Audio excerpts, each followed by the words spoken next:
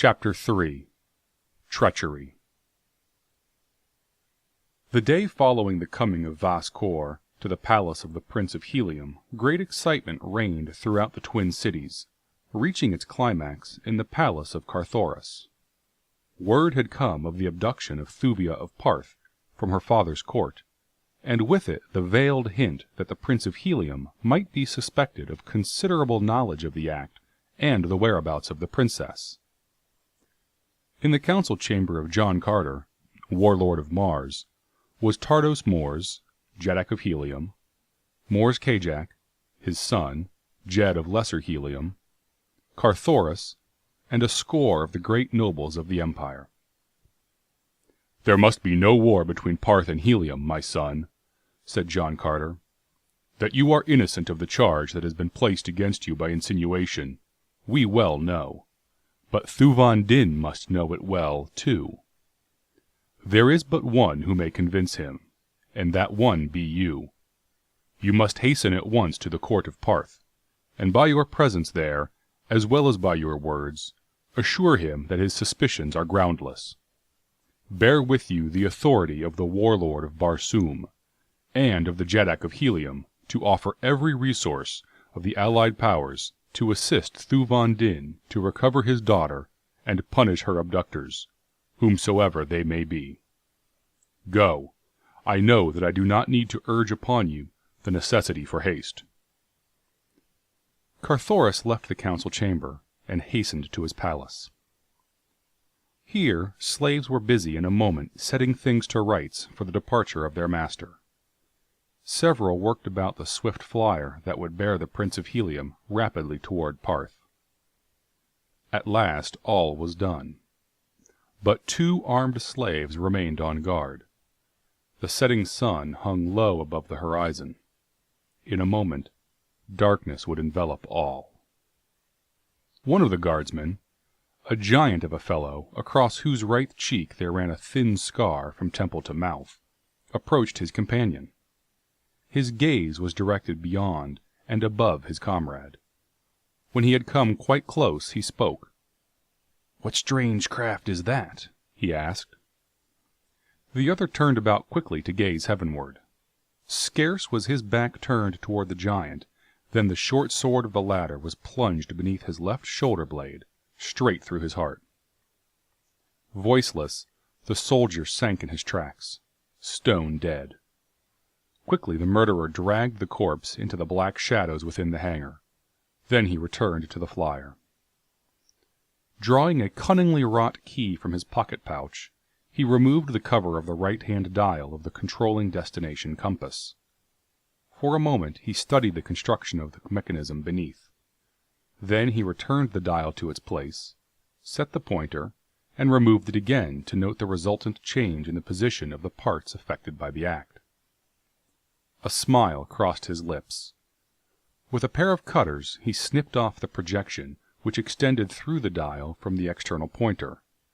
Now the latter might be moved to any point upon the dial without affecting the mechanism below. In other words, the Eastern Hemisphere dial was useless. Now he turned his attention to the Western dial. This he set upon a certain point. Afterward he removed the cover of this dial also, and with keen tool cut the steel finger from the underside of the pointer. As quickly as possible he replaced the second dial cover and resumed his place on guard. To all intents and purposes, the compass was as efficient as before, but, as a matter of fact, the moving of the pointers upon the dials resulted now in no corresponding shift of the mechanism beneath, and the device was set, immovably, upon a destination of the slave's own choosing. Presently came Carthoris, accompanied by but a handful of his gentlemen. He cast but a casual glance upon the single slave who stood guard. The fellow's thin, cruel lips, and the sword cut that ran from temple to mouth, aroused the suggestion of an unpleasant memory within him. He wondered where Sarantal had found the man. Then the matter faded from his thoughts, and in another moment the Prince of Helium was laughing and chatting with his companions, though below the surface his heart was cold with dread, for what contingencies confronted Thuvia of Parth he could not even guess. First to his mind, naturally, had sprung the thought that Astok of Dusar had stolen the fair Parthian, but almost simultaneously with the report of the abduction had come news of the great feats at Dusar in honor of the return of the Jedak's son to the court of his father. It could not have been he, thought Carthoris, for on the very night that Thuvia was taken, Astok had been in Dusar, and yet... He entered the flyer, exchanging casual remarks with his companions as he unlocked the mechanism of the compass and set the pointer upon the capital city of Parth. With a word of farewell, he touched the button which controlled the repulsive rays, and as the flyer rose lightly into the air, the engine purred in answer to the touch of his finger upon a second button. The propellers whirred as his hand drew back the speed lever, and Carthoris, Prince of Helium, was off into the gorgeous Martian night beneath the hurtling moons and the million stars. Scarce had the flyer found its speed ere the man, wrapping his sleeping silks and furs about him, stretched at full length upon the narrow deck to sleep. But sleep did not come at once at his bidding. Instead, his thoughts ran riot in his brain, driving sleep away. He recalled the words of Thuvia of Parth, words that had half assured him that she loved him, for when he had asked her if she loved Kulan Tith, she had answered only that she was promised to him. Now he saw that her reply was open to more than a single construction. It might, of course, mean that she did not love Kulan Tith, and so, by inference, be taken to mean that she loved another. But what assurance was there that the other was Carthoris of Helium? The more he thought upon it, the more positive he became that not only was there no assurance in her words that she loved him, but none either in any act of hers. No, the fact was, she did not love him. She loved another. She had not been abducted. She had fled willingly with her lover. With such pleasant thoughts filling him alternately with despair and rage, Carthoris at last dropped into the sleep of utter mental exhaustion. The breaking of the sudden dawn found him still asleep. His flyer was rushing swiftly above a barren, ochre plain, the world-old bottom of a long-dead Martian sea. In the distance rose low hills. Toward these the craft was headed. As it approached them, a great promontory might have been seen from its deck, stretching out into what had once been a mighty ocean, and circling back once more to enclose the forgotten harbor of a forgotten city, which still stretched back from its deserted quays, an imposing pile of wondrous architecture of a long-dead past. The countless dismal windows, vacant and forlorn, stared, sightless, from their marble walls. The whole sad city taking on the semblance of scattered mounds of dead men's sun-bleached skulls, the casements having the appearance of eyeless sockets, the portals grinning jaws.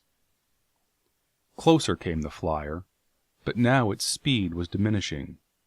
Yet this was not Parth. Above the central plaza it stopped, slowly settling Marsward. Within 100 yards of the ground it came to rest, floating gently in the light air, and at the same instant an alarm sounded at the sleeper's ear. Carthoris sprang to his feet. Below him he looked to see the teeming metropolis of Parth.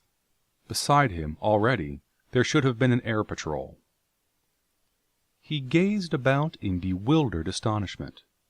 There was indeed a great city, but it was not Parth. No multitude surged through its broad avenues. No signs of life broke the dead monotony of its deserted rooftops. No gorgeous silks, no priceless furs lent life and color to the cold marble and the gleaming air site. No patrol boat lay ready with its familiar challenge. Silent and empty lay the great city. Empty and silent the surrounding air. What had happened? Carthoris examined the dial of his compass. The pointer was set upon Parth. Could the creature of his genius have thus betrayed him?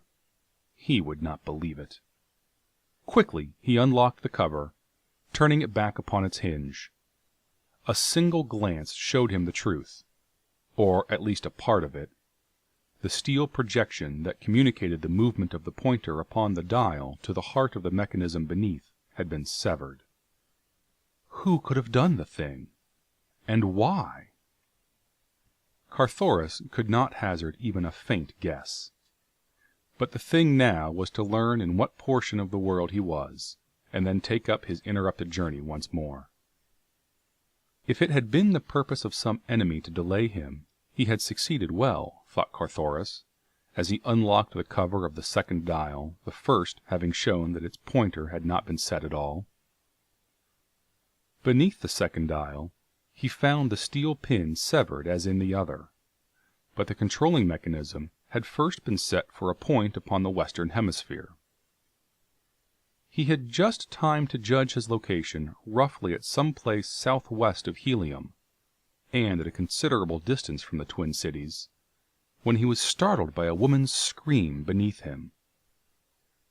Leaning over the side of the flyer, he saw what appeared to be a red woman being dragged across the plaza by a huge green warrior, one of those fierce, cruel denizens of the dead sea bottoms and deserted cities of dying Mars. Carthoris waited to see no more. Reaching for the control board, he sent his craft racing plummet-like toward the ground. The green man was hurrying his captive toward a huge thoat that browsed upon the ochre vegetation of the once scarlet, gorgeous plaza. At the same instant, a dozen red warriors leaped from the entrance of a nearby airsight palace, pursuing the abductor with naked swords and shouts of rageful warning. Once the woman turned her face upward toward the falling flyer, and in the single, swift glance Carthoris saw that it was Thuvia of Parth. End of Chapter 3. "Helium, my son," said John Carter, "that you are innocent of the charge that has been placed against you by insinuation, we well know. But Thuvan Din must know it well, too. There is but one who may convince him, and that one be you."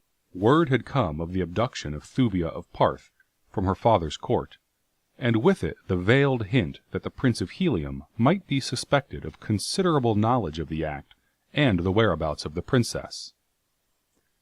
In the council chamber of John Carter, warlord of Mars, was Tardos Mors, Jeddak of Helium, Mors Kajak, his son, Jed of Lesser Helium, Carthoris, and a score of the great nobles of the empire. There must be no war between Parth and Chapter 3. Treachery. The day following the coming of Vas-Kor to the palace of the Prince of Helium, great excitement reigned throughout the twin cities, reaching its climax in the palace of Carthoris. "You must hasten at once to the court of Parth, and by your presence there, as well as by your words, assure him that his suspicions are groundless. Bear with you the authority of the warlord of Barsoom, and of the